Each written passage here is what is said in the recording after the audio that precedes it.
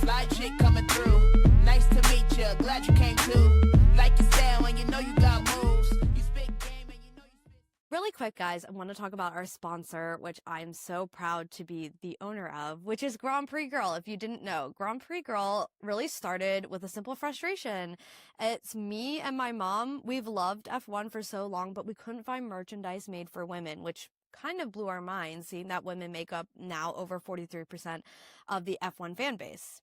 So we decided to make our own. Yes, that's right. We went into business together and we started making our own F1 merch. The brand is called Grand Prix Girl. Grand Prix Girl offers jewelry in race day style designs exclusively for female F1 fans.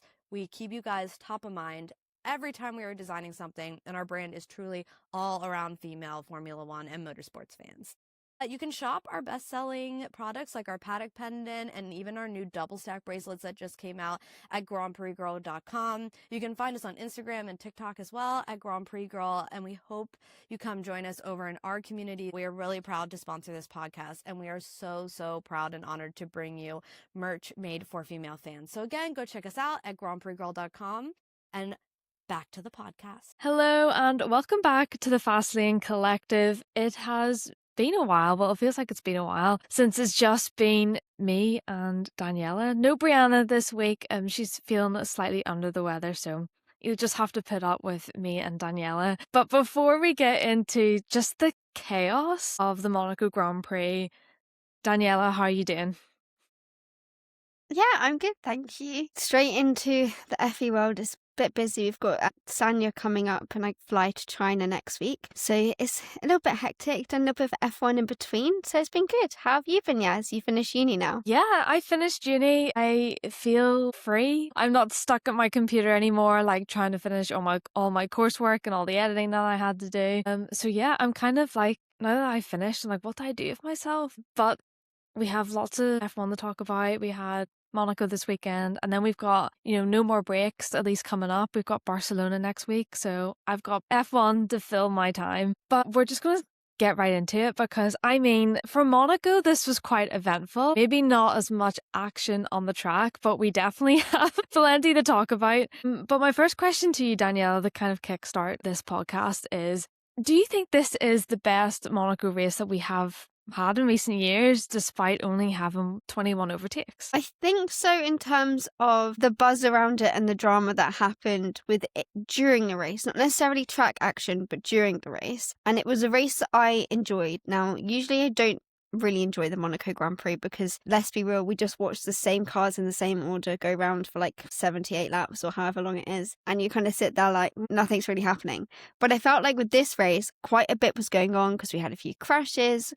I think it was like 7 DNFs, 500 billion penalties, so it did feel like a lot was going on. We just obviously didn't have that many overtakes, but a lot more than we had last year. Last year we had only 1 overtake, this year we had 21. This is kind of what I was expecting going into it. Everyone was saying, the new regulations, like before the season started, we might have like more overtakes in Monaco. And I was like, let's lower expectations a little bit. I'm thinking around 20. I'd be happy if we got 20. The fact that we got 21, that beats my expectation of just 20. I'd be disappointed if we had less, to show that, the cars have gotten a little bit smaller and that these modes they've added to the car were going to be helpful, especially for overtaking. But I knew it wasn't going to be groundbreaking. I do think that the penalties did play into the chaos of it. I think that is what made it rather interesting, because then drivers were having to take these penalties whilst having their pit stops and stuff like that. So then the order was shuffling around a little bit, which then made it more exciting, but not through general overtaking. Would you agree, Yaz? Yeah, I've seen online, I love to always see what their perspective was watching this race, because I just like to see what other people think of. I think that's what I love about the F1 community. And F1 fans definitely tell you their opinion. But I saw some people absolutely hate this race. 1 out of 10, this is the worst thing ever. And other fans really enjoy the race. And I think with Monaco, we have to kind of come at it from a different point of view, because a lot of the times we're not getting that wheel-to-wheel racing action. It's more variables. Again, people say that the Monaco Grand Prix is kind of won on a Saturday with qualifying. But again, we saw with Max Verstappen with his car problems, like he didn't even get off the start when that completely ruined his race. So it's like little things like that I enjoy, kind of like aspects that we won't expect within F1. But I get also being frustrated with, if we didn't have that excitement of penalties and safety cars, it would be a really boring race. So I did enjoy watching it for the drama aspect, but when we come to the actual racing aspect, it wasn't the best. But moving on, like you mentioned, the penalties. Do you think the penalties helped the race or completely destroyed the race for people? Hard to say, because usually I would say like penalties ruin the race. I get frustrated if there's loads of penalties during a race, because I'm like, oh, well, just let them just have a go. But I actually think with this one in particular, it helped because that was what brought the excitement, so that we actually could see stuff happening. And because you can't just let them have a go and overtake, because they can't overtake. You won't get wheel-to-wheel battles in Monaco. So I think in this instance, the penalties actually favoured the drama of the race. Like, I think it made it more exciting. But say if it was like a track like, for example, Barcelona, which is next on the calendar, and there was many penalties, I'd be like, oh my God, just let them race. Like, come on. Like, the amount of penalties that they got for speeding in the pit lane felt ridiculous at this point. Like, how are they all getting it wrong? And it just felt like, you've got a penalty, you've got a penalty, you've got a penalty. And I was just like, whoa, okay, let's calm it down a little bit. Like, Sergio Perez got 2 penalties for the same thing, which was his starting infringement. Like, he had started kind of just slightly outside of his grid box. Boom. Penalty, but not once, twice, because he did it on the restart as well, which surely at that point you'd have it ingrained in your brain like, oh, I've just taken a drive-through penalty for this, I cannot get this wrong on the restart. And then unfortunately he did. My God, yeah. It was like, what? I thought like I was just seeing like kind of like a replay or something on my screen of like his penalty. I was like, no, he's just gotten 2 penalties for the same thing. But I'm kind of with you on this one.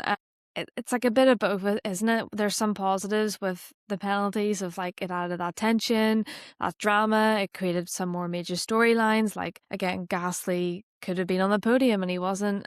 Russell's just terrible race from start to finish. And like you mentioned, some penalties did feel extremely harsh. Like again, mentioning Gasly, like he lost the podium for exceeding the pit lane limit. It was like, I have it in my notes here, it's by just 0.1 kilometers per hour. Like, is that not mental? Like, oh my goodness. But yeah, like with having so many penalties, it also kind of risks like, it feels a bit like administrative drama, and it does overshadow the action that we did have, even though it was a slither on track. And like you mentioned, 7 DNFs. How significant do you think these 7 DNFs were? Because I've been, throughout the races that we've had so far this season, I've noticed that compared to like previous seasons, there's been so much more DNFs per race than usual. Do you think this is a problem that we're having with like the reliability of the cars? Or do you think this was kind of just a Monaco one-off with just racing incidents? I don't really know, because it was like a mixture of like different DNFs. So you had like Stroll crash and Leclerc crash, but then you had, I think, was it Norris had some sort of engine issue. Then you had a few brake faults. So like different reasons. So it was a mixture. It wasn't like everyone had the same thing. I know that Hadjar said that when he was on the team radio that he was struggling with his car, and it sounded like it could have been similar to what Max had, and he was complaining a lot throughout the whole race, which is quite impressive that he still managed to get a podium. So yeah, a kind of a mixture of the two. There were a lot of faults that were due to, my brain is not working today, due to like engine failures and it being more of the car's fault than it was crashes. But we also did have 2 crashes and crashes throughout the whole weekend as a whole. Yeah, it is a mixture, but I feel like it is kind of concerning as well. Like 1/3 of the grid basically didn't finish the race. Yeah, and it just honestly, even after the red flag and we had 8 laps to go to restart, I was like, who else is going to DNF? Because I was even getting worried, like, will these cars, now that they've stopped for like, what, it was 40 minutes, I think the red flag session. I was like, will even half these cars start again? Like, the unreliability of these cars are not the best. So yeah, it's definitely, let's say, helping Antonelli increase his lead in the championship so far, because a lot of his rivals have scored 0 points so far. But in case you didn't know, everyone that DNF'd, it was Verstappen, Lando Norris, Charles Leclerc, we'll get to him, Lance Stroll, Ollie Behrman, Bottas and Carlos Sainz. And again, just a terrible weekend for Carlos Sainz. Well, a terrible race for him. But moving on to George Russell. Oh, George. I think Monaco was a weekend to forget for George. Where do we start? I mean, Daniela, will these poor races continue to hurt his title chances? I mean, he is, I think, 68 points behind Kimi Antonelli. I mean, Hamilton is now closer in the points of Kimi Antonelli than George. Just let me know your thoughts on this one. Yeah, I think that George needs to be careful. I think this could come back to bite him later down the line. I know that obviously he wasn't having a good weekend anyway, but then the team didn't get him to take his penalty in the pit lane when he should have done. Suddenly it got turned into a drive-through penalty, and it just kind of went from bad to worse. And I think he's going to really, really regret, because it wasn't really his fault, but I think, it's going to be hard for him to come back from this after 2 consecutive weekends of not scoring any points. A DNF in Canada, and then this weekend as well. It just was how can you come back with the mentality of I must beat my teammate who's leading a championship when you're 68 points behind and have had 2 shocking weekends? It's definitely one for him to forget. And I think there's a lot of pressure on him because, you already don't want your teammate to beat you, but you also don't want your teammate who is 19 years old and you've been in the sport a lot longer than him to beat you when you know that you're kind of in your prime, and now you have to compete against a 19-year-old who just seems to be unstoppable, would be the word I'd use to describe Kimi right now. He is in a league of his own. And George is just really struggling to keep up. He just can't do it. I'm really intrigued to see how quickly he bounces back, especially with Barcelona only being next weekend. He hasn't got long to really think about how he's going to approach Spain. So I'm intrigued to see, I'd love to know what those conversations they're having at Mercedes right now to prepare for Spain. Wonder what Toto's saying to George to, keep him calm, because we saw him in Canada, completely lose his head and then throw his headset on that floor, his hands device on the floor. We knew that he also could have a little tantrum, and I wonder if this weekend that was also kind of on the cards for him, back in the garage after away from media, not being very happy about the result, and the second time in a row that, him and the car or the team have kind of failed him a little bit, and definitely prioritised Antonelli over him. I think they should have put their focus onto George, knowing that Kimi was out ahead, didn't really have anyone to necessarily worry about. Yes, he did have Lewis at times, but it wasn't really drastic, if that makes sense. I think they should have put their focus onto George and seen how he could have then, made up more places, actually get him to take his penalties and not let it escalate and it get into something bigger. So I think Mercedes have a lot to learn from this weekend, despite having one of their drivers be the race winner. Yeah, it's really a mixed weekend for Mercedes. I mean, George, you just couldn't get more unlucky than him this weekend. It was honestly like a joke. I felt like we were in a comedy sketch, and I'm sure Russell is really feeling the pain of this weekend. I mean, to come into this season, he doesn't have Hamilton.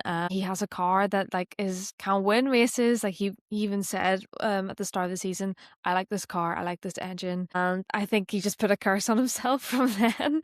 Kimi has just been, like you mentioned, absolutely unstoppable. He is a rocket ship in that Mercedes. But like you mentioned with Mercedes, that should have maybe focused more on Russell, sorry. Do you think Mercedes favoured Antonelli, or this was kind of just unplanned? No, I think that I don't think it was planned. I think they made a bad judgment by not taking the penalty. But I do think that they should have maybe focused a little bit more on Russell, knowing that, he was so far down compared to where you normally expect him to be so far this season. So I think if they came across they did slightly favour Kimi, but I feel like Kimi didn't need it because I feel like he already had it in the bag. I think they should have looked at the strategy with George a little bit better. Yeah, the whole drive-through penalty thing, I think even George himself was confused as why am I not serving my penalty? And even some of the pit crew, he drove in, and even some of the pit crew were hesitant to put fresh tires on him. It's just a huge miscommunication. Kind of gives me that feeling of Daniel Ricciardo when they didn't have the tires ready. And I know this is a completely different situation, and I shouldn't Why did you have to bring this up? As soon as you said Daniel, I was like, no, she's going there back to 2017 or 2016. I can't remember which. Why? Why did you have to do that? That's painful. We don't bring up pain.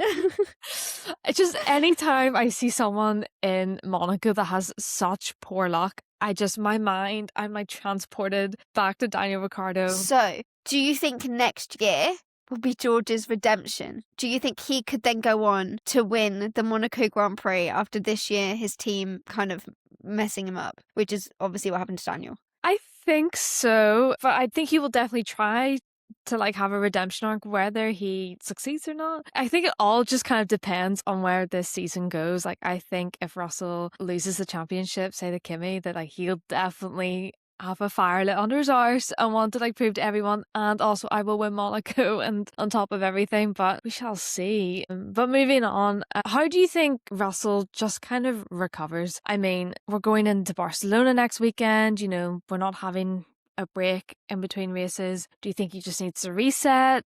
Is there anything that you think he should avoid, like turning to desperation? Or definitely avoid the media for sure.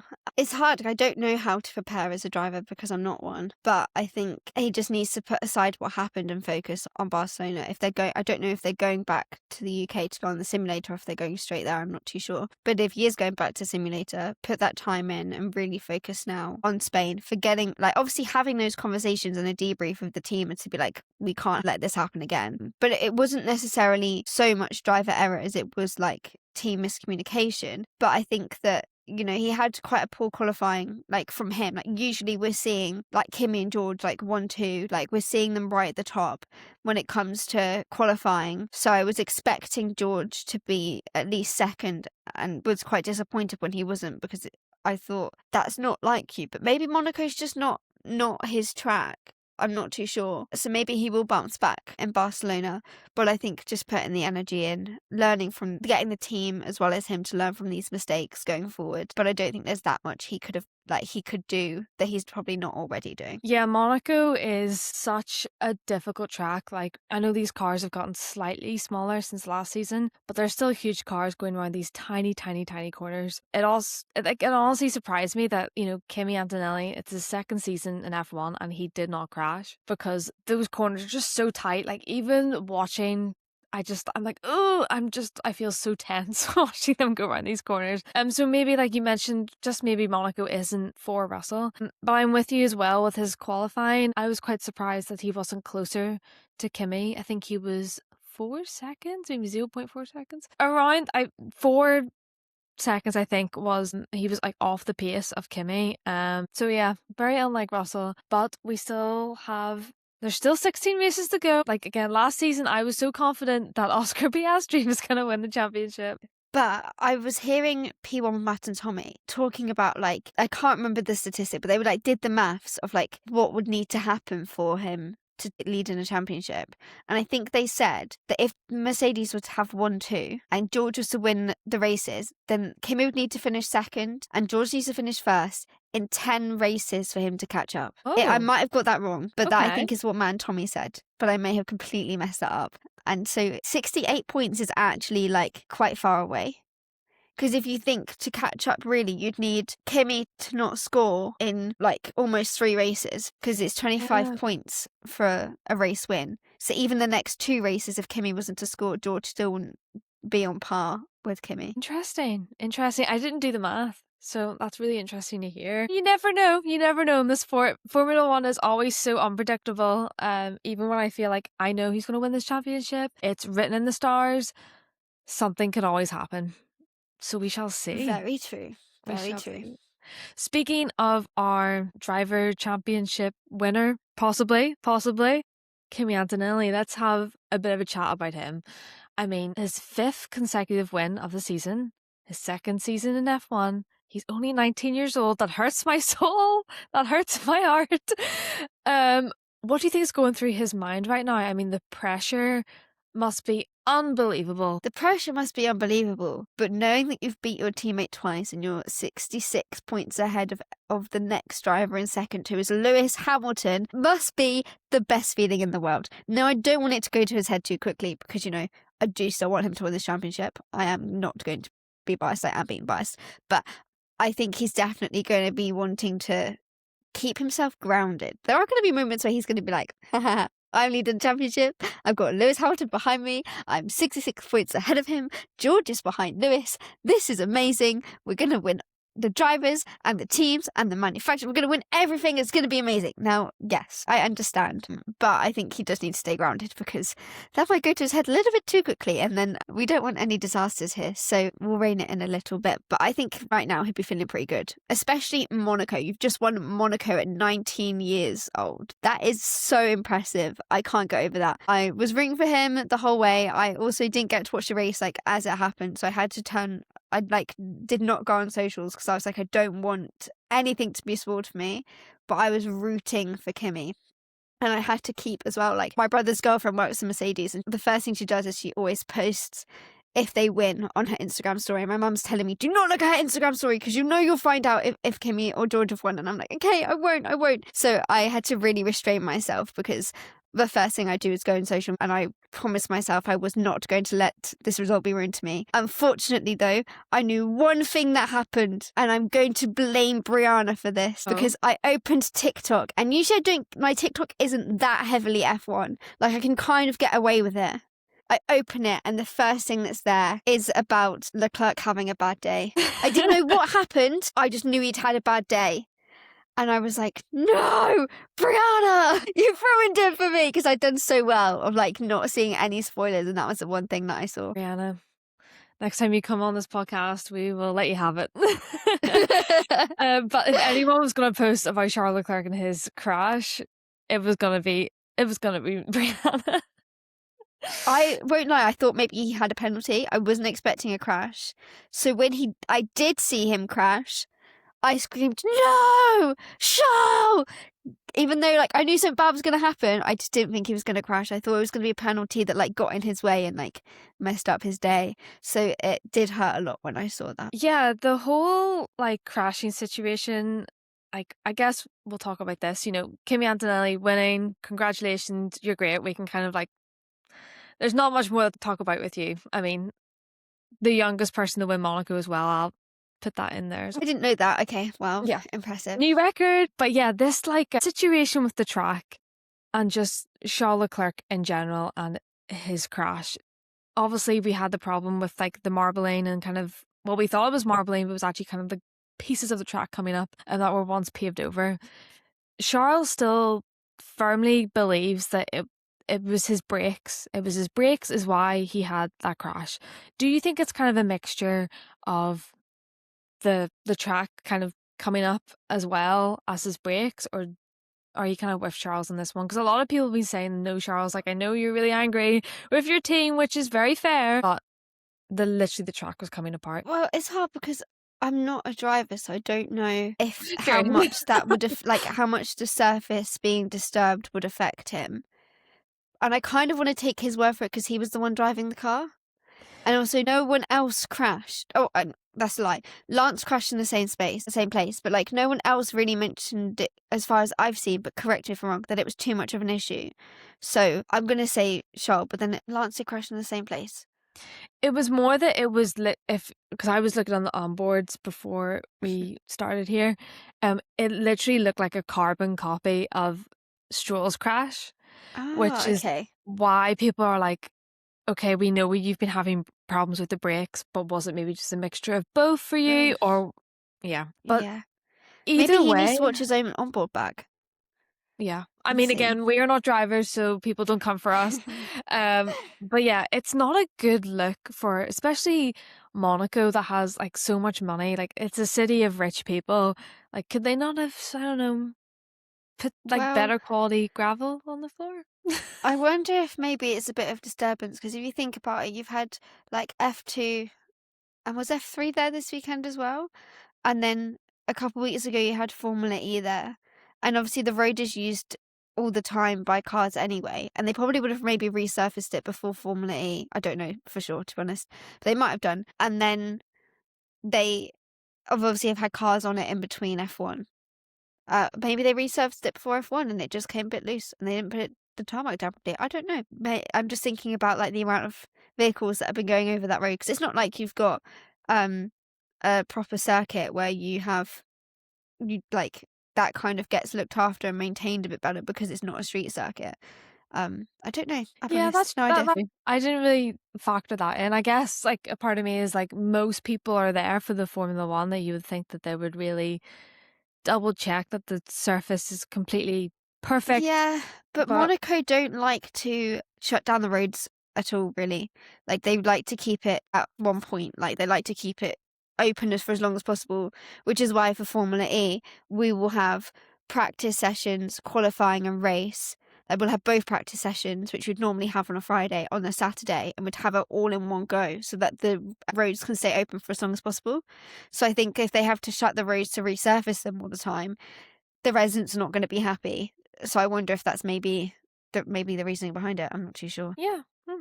Well, there you go. It was, yeah, I didn't really, I guess, put all those aspects in. I'm just like, this is Formula One, why isn't the track perfect? I guess my thoughts kind of go back to like that race, I think in the early 2000s in America, where like they literally all had to go home because the track was so bad. Not that extreme, but yeah, I think that'll be something that Monaco will definitely be double checking before the Grand Prix in 2027. But speaking of Charles Leclerc, he had his contract with Ferrari extended. Do you think that was a mistake? I'm not even gonna sugarcoat it. Do you think that just do you think he is like, what have I done by extending my contract with Ferrari? Because it just doesn't get better for him in Ferrari. But I do want to see him go somewhere else and try and win that world championship, because right now I don't think it's a Ferrari. But I also have to think about, like, sometimes I think Charles's mistakes, and I feel like I've said this definitely before on the podcast, is not always the team. Sometimes it is driver error. And again, Matt and Tommy, I exclusively listen to Matt and Tommy, so I will bring them up a lot. They were talking about how, I think Tommy said this, that, you know, like, out of like the top drivers, and you consider Leclerc a top driver, he like tends to be someone that crashes out more so than other drivers. Like, it's quite rare that you see someone like Verstappen or Russell or Norris crash out in the amount that Leclerc does. So I think that that has to be taken into consideration too. I just find it hard because like he is so loyal to Ferrari, and all he has wanted in his life is to win the world championship with Ferrari. But then I feel like you have to weigh up: do you want a world championship, or do you want a world championship with Ferrari? Like, because I don't think that Ferrari one is going to happen. Maybe if he went elsewhere, it would. Can't say for sure. Not a mind reader. I can't look into the future. But maybe he can. I don't know. So I don't know if I want him to stay at Ferrari or not. I guess the easy option is to just stay, which I've done that before. So maybe I would just stay if I was him. It's hard, isn't it? Because I think every like Ferrari fan or Charles Leclerc fan wants to see him win that championship with Ferrari. They want to see him just, you know, like fulfill that like dream of his, and like his family's dream as well, I'm sure. But I just, every time we even get slightly close to getting good results, just something happens. And I'm with you with Charles Leclerc does have a lot of crashes. A lot of them are driver error as well. It's just such a difficult one. I just don't see it, at least this season, getting any better for Charles. And that should be worrying. He's been in the sport for a good while now. I can't, off the top of my head, Brianna would be able to tell you how many seasons he's been in Formula One. But it's been a while. I think, did he join in 2018 with Alfa Romeo? And I think 2019 he moved to F1, moved to Ferrari, I think. Yeah, 2018 was kind of 2018, 2019 was bubbling in my head. So it's been a while. It's been a while. I think he really needs to kind of weigh out his options, and maybe like after this extension with Ferrari, if it's still not working, he's got to look somewhere else. But then you always run that risk that if you go to another team, will you be lower in the points, will you be higher? I don't know. But let's just say Hamilton's adapted, which is a bit worrying for like Charles from his perspective. You know, someone who's only been in the team for like 2 seasons like finally gets it, and you're still lagging behind. But speaking of Hamilton, do you think it's just like clicked for him now? Like, this is like, we're going to see him back on these podiums, or Monaco was just like a Kim Kardashian effect one-off? I was waiting to see how long it would be before you mentioned Kim Kardashian. And if Brianna was here, she would have mentioned it in the first sentence. That girl loves the Kardashians. I genuinely think that Lewis is on the rise. Like, I think he is understanding the way that Ferrari work and the way that he works and the car works a little bit better. I think I've researched earlier that like we've had 6 races so far, and half of them he's been on the podium. And I think that just shows actually how consistent he's being, how he's getting to finally get into grips with the car. So I expect, and this is maybe a bit bold, I expect this season Lewis will win a race. It will have to be a season when, have to be a race when Merc aren't doing very well, but I expect Lewis will be on that top step of the podium at some point this season. I don't know which race, I'm not going to try and predict that, but I have this feeling that he is going to do well. And I think that this is definitely, like, we've not seen the end to his, like, podium run here. We're definitely going to be seeing multiple podium finishes from him. He is someone that I think the other drivers need to look out for, especially now he sat second in the championship. We've not seen him sit up there in the championship standings in forever, and I'm so excited. Growing up, I wasn't really a Hamilton fan. I'd say since about 2022, it's kind of flipped me, and I've really like learnt to love Hamilton, and I'm now actively like rooting for him, and I genuinely wish him the best at Ferrari and hope that, you know, he has a much stronger season, and already I would say that he's there, and I hope that he continues to learn and grow with that car and with the team throughout the rest of the season. Well, you've heard it here first. Prediction is he's gonna win a race. So if you did have to make a prediction of what race Hamilton would win this season, what race would it be? Asking the impossible here. Just remove Mercedes from it. Just which race? That's so hard. I have 2 that I really, really want it to be. The first one would be Silverstone. Unfortunately, I'm going to miss it because I'm working night shifts on Effie. But just seeing him win his home Grand Prix again, and I saw him do that with Mercedes a couple of years ago, the atmosphere was insane. Like, everyone was crying. It was incredible. But imagine winning in a Ferrari in front of the Tifosi in Monza. I have goosebumps just thinking about that. That would be majestic. I would give everything for that. There isn't something I wouldn't give just to see that. It would be incredible. I'd love that. Imagine Charles' feelings about that. Like, imagine Hamilton winning in front of the Tifosi, and Charles, like, imagine if he doesn't even podium. Oh, girl. Ouch. Hurt. Pain. I didn't think of that. That's made me really sad. I'm sorry, Charles, I didn't think about you. I was too busy thinking about how amazing it'd be to see Hamilton on the top set of the podium. I'm doing a Brianna, and I'm thinking like I am Charles's look like manager. But I feel like if you look at Mercedes, it's like kind of what's happening in Ferrari, but like opposite with like ages. It's like, do you know what I mean? Charles. Also, I was thinking like the top teams, right?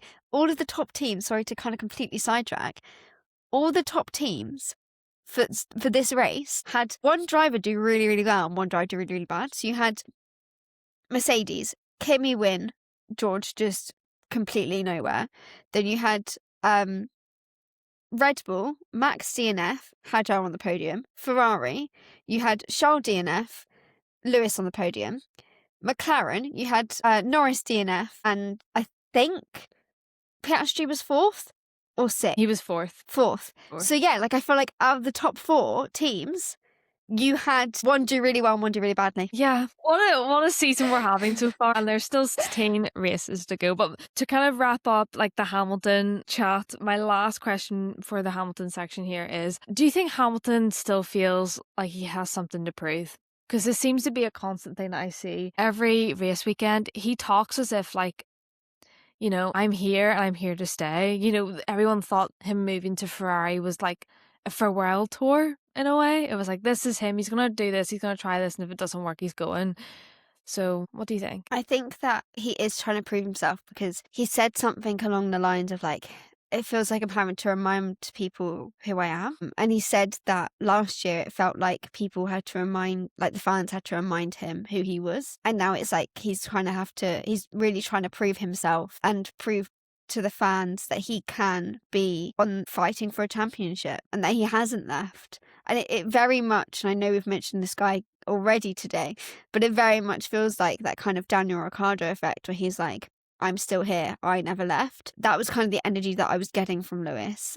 He's quite a down-to-earth person, and he always thanks the team and thanks everybody else. And in the press conference after the race, he was saying like, I'm so fortunate to be on this podium with these 2 young guys, like being with the next generation. And I think that is what makes him quite lovable. Like, I think that's what makes us all want him to succeed at Ferrari, is the fact that he cares so much about so many different things aside from just winning. And I think there's this new kind of pep in his step, that I feel like his mentality has changed away from kind of like the team and him almost like the wrong sides of the magnets. Like, they're not connecting, they're like going against each other. I'm not getting the science terms right, and I do apologise, but science is my weakest subject at school, ironically, because now I feel like science revolves around my life. Working in an electric form of motorsport, it means that science is a big thing, and I don't know anything about it, so I just pretend that I do. So they're like going against each other, but then when you have it the right way around and it comes together and it makes like this beautiful thing, like that's what I feel like is what's finally happening with Ferrari and him. Like, they're finally understanding each other, that they're getting it.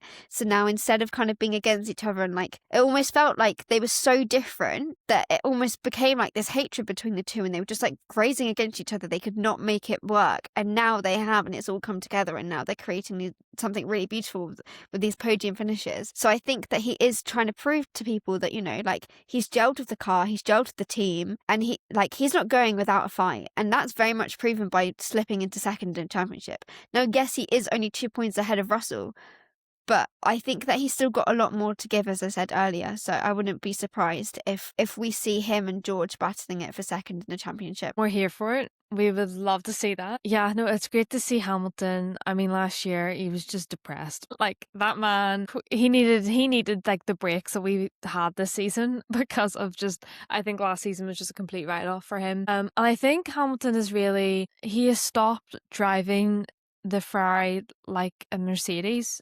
And what I mean by that is, like, he seems to have just Oh gelled. my God, you're so right. You're so right. I didn't think of it like that. You're so right. He's just gelled and gone, you know what, this isn't working. Like, and what do we expect? He was with Mercedes basically his entire career. And when you're so used to how that team runs, how their cars usually work, it's going to take you like a season or two to adjust. So yeah, I think he's finally become a Ferrari driver instead of a Mercedes driver. And I'm so excited to kind of see where we go with him this season, next season, however long he is in F1 for. 1000% agree. Like that, you've just summed it up perfectly.